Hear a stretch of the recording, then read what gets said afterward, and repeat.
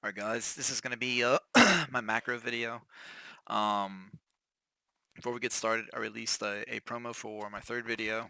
I just threw that quickly together because I said I would do one. Um, the actual third video will probably be out after Blackwing Lair. I just been super busy outside of the game. I've been raid logging. I'll probably be raid logging. Raid log last month, probably raid log next month as well. Um, so with that being said, let's jump into it. Shout out to Razia the Ravager and Musha or Mushu. I don't think it's Mushu, but um, you can go check out their channels. I'd say the majority of my macros came from them. They have converted a lot of the private server macros to the Legion client. I played private server for like 8 months on the Horde, and a lot of those macros I've been able to use on Legion now. Not all of them, but I also haven't been keeping up to date. So they have way more macros than what I'm about to show y'all, and most of them came from those two channels. So go check them out. Um, so I'm gonna try to keep this under 25 minutes. Um, let's start off with Flare. So this is the Flare macro that I have always used. The exclamation point in front of anything means that you can spam the ability without losing the reticule, the green reticule right there, and also just keep in mind, see how it shows me where I can and can't flare. Um, that is going to be important for the other flare macro that I have, which I might eventually use. Um, but basically, see where it says that cursor, pretty much anywhere where my cursor's at, like we know right here that it was too far to flare, right? Tells me I'm out of range, but like if you get comfortable with the range on the flare, this is probably a more efficient macro. I'm just stubborn, and I've been using that macro for a while, so it's kind of hard to change. But so like that's where my cursor was. That's where the flare goes. Um, so this is just a mouse over a bandage, and I probably should copy paste this like 3 more times and add like the AV1, the War Song one, and the Wrathy Basin when it comes out. Basically, I can mouse over my pet and bandage it instead of having the actually target it. Um, if you are, I believe, yeah, if you are honored with Argent Dawn, this is gonna be out next week when Blackwing Lair is available. And I would recommend using this same macro, except with powerful anti-venom. You will be able to not only remove poisons off yourself, but other people, and that does include blind.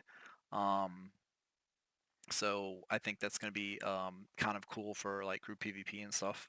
Um, so hunter poisons, rogue poisons, no diseases, but you get jungle remedies or something like that, or you can just be a dwarf because dwarfs are OP. Um, so a lot of my abilities have mouse over in them. Um, basically, if I have Old Snooty here, target it, and I mouse over this guy, if this bear is dead, my arcane shot will hit Old Snooty. But if the bear's alive, it will attack this bear right here. That's what the no dead is. And the reasoning for this is like, say I'm fighting Old Snooty here, and the bear here represents a rogue or a warrior. If I put the warrior in combat, he has to switch stances and go into intercept, assuming he's at maximum range where you as a hunter can use your 41-yard range to put him in combat. A rogue also will prevent him from gaining a re-stealth if he's just running towards you while he's in combat waiting for it to drop. Um, you can use the rank 1 arcane shot if you wanted to save mana, but I mean, you're probably going to want to kill that target. Um, but I mostly would use this for killing grounding totems or totems in general. At range. You can also use it to put people in combat, as previously stated. Uh, concussive shot, same deal. Um, you're fighting someone, another target comes at you, you can mouse over and conk shot them. I say this and scattershot I use probably the most out of all of them. I still am in the habit of um, acquiring the new target as opposed to mousing over it, so that's something I'll have to work on.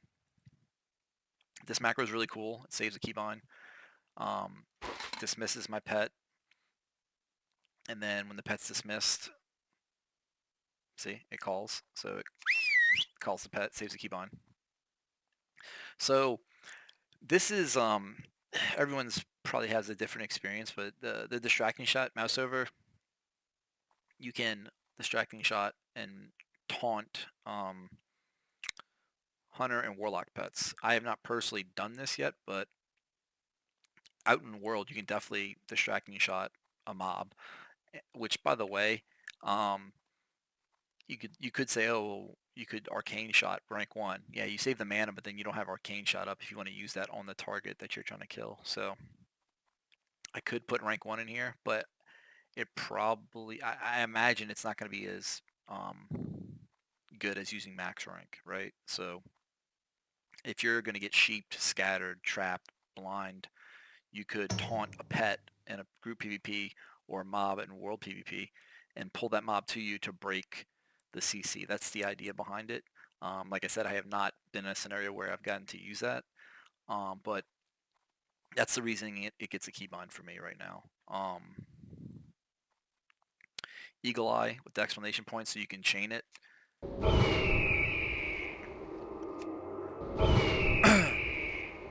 It's really good for scouting world PvP and resources and such.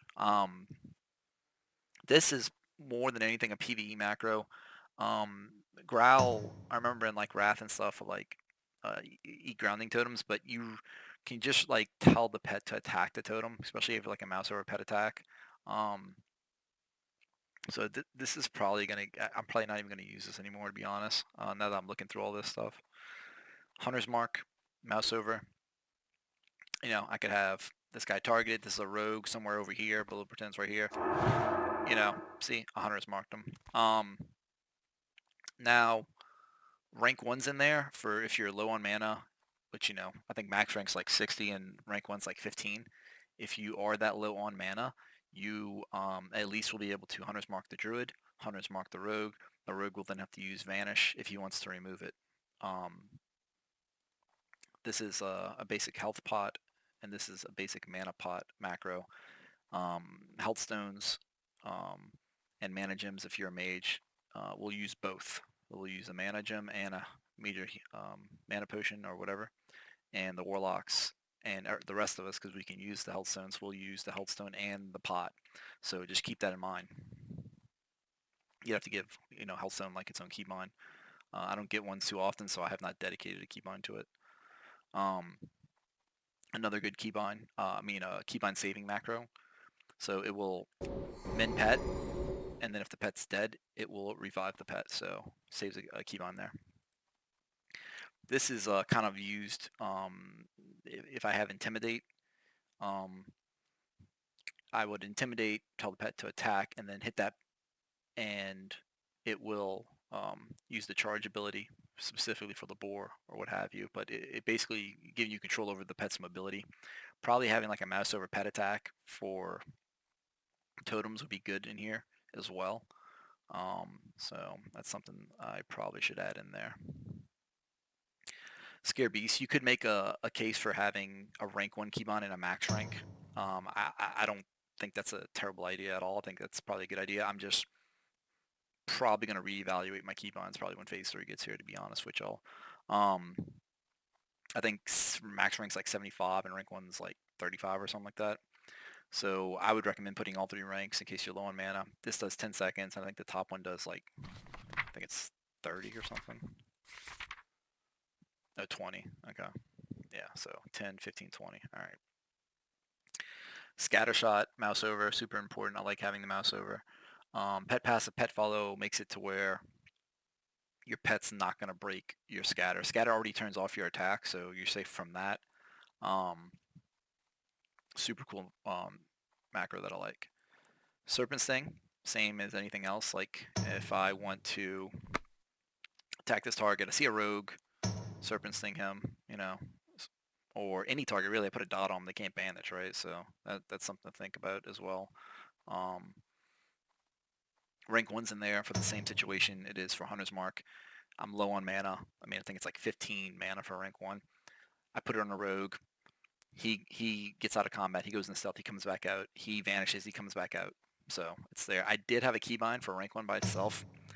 Um, you don't want to be, you know, you want to be kind of, you don't want to be putting rank 1s on all these rogues. You don't want to be messing over scatter shots, um, sheep, succubus, stuff like that. So just it's like more like it's situational. Just be aware of that stuff.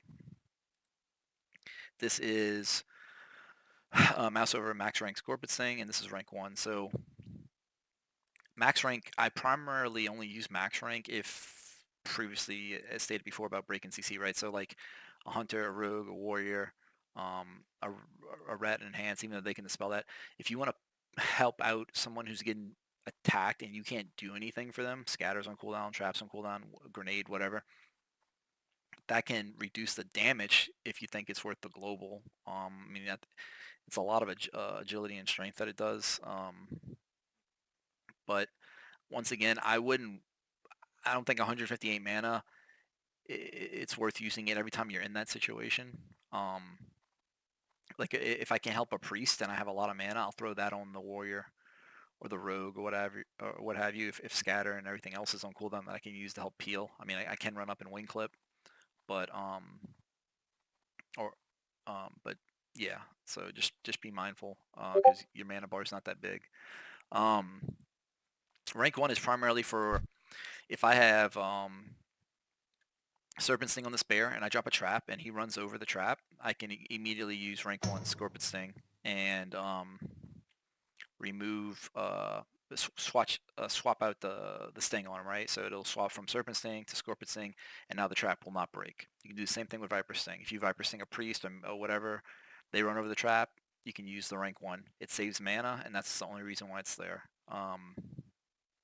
Rets and Ret Paladins know what I'm talking about here, not just hunters.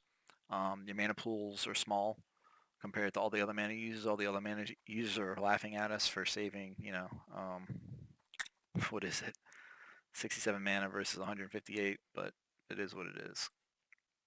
So Viper Sting, this is another one where you could make a case for having a rank 1 keybind by itself, but let me just be clear, you're not going to out mana a paladin or a shaman who can dispel poisons with rank 1. It's not going to happen. You're not a shadow priest that can put rank 1 shadow word pain on paladins, for example, if you're in the horde. Not going to happen. You can use rank 1 if the target's already low, and it'll keep them at 0 mana. It'll be powerful enough to keep them at 0 mana. So you could make a rank 1 keybind by itself. I put rank 3, rank 2, rank 1. I'm sticking with that for now. This is a macro that I had back in Wrath of the Lich King. Basically, if I had Old Snooty targeted and the bear was next to me, it would wing clip the bear and disengage at the same time while still keeping Old Snooty as my target. I would like it to wing clip the bear if it's close to me and still keep Old Snooty targeted, because disengage obviously doesn't throw me back like it does on retail and Wrath and what have you. I can't get it to work properly, but if somebody's interested in messing around with that, or if they know a macro that works like that, hit me up, let me know. Okay, so traps. All the traps are going to look like this. This checks if you're in combat. If you are, it uses Feign Death in the trap. All of them are going to have max rank. A few of them are going to have I think most of them are going to have rank 1, and I'll explain that why. It's very situational.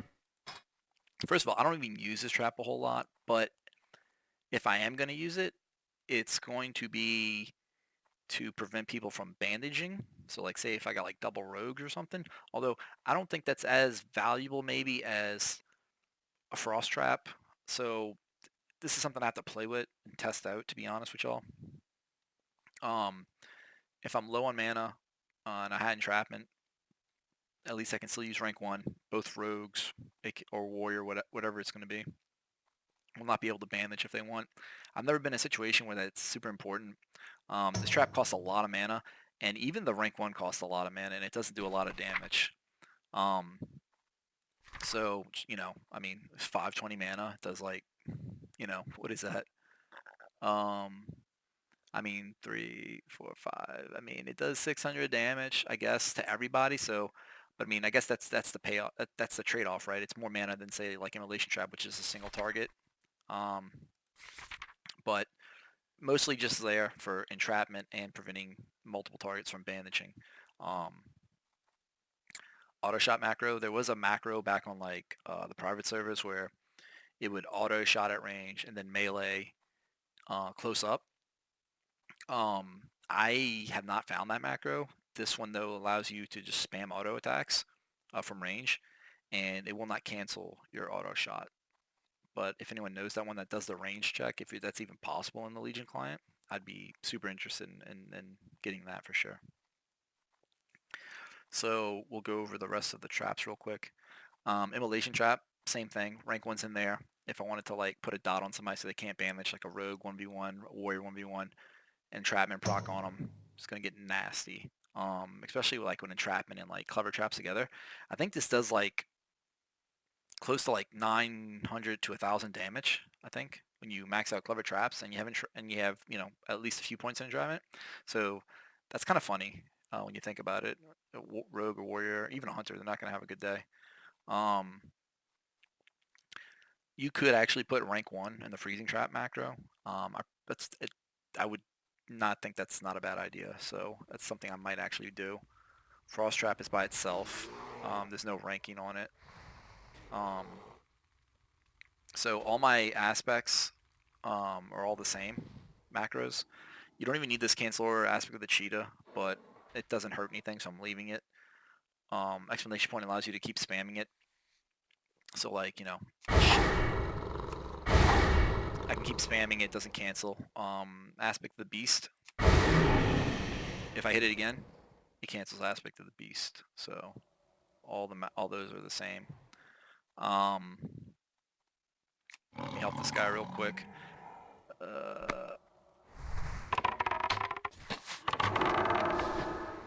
Anyway, where are we at? Okay, so this is my pet follow pet passive macro, and this just makes it more secure. I think the pet AI is kind of buggy, if I remember correctly when I found this when I saw this simple macro. Wing clip. So counterattack is in both my melee and my wing clip, and I don't need that. I'm gonna put counterattack or intimidate as R right here. Whenever that happens, this is gonna go somewhere else, but this counterattack stuff does not need to be in here. You could make a case for wing clip to have a rank 1 to fish for improved wing clip procs because it's cheaper. I think by like 40 mana than max rank. That's something that you could consider. But yeah, counterattack does not need to be in here. This is basically going to do start your attack as well. Your white swings.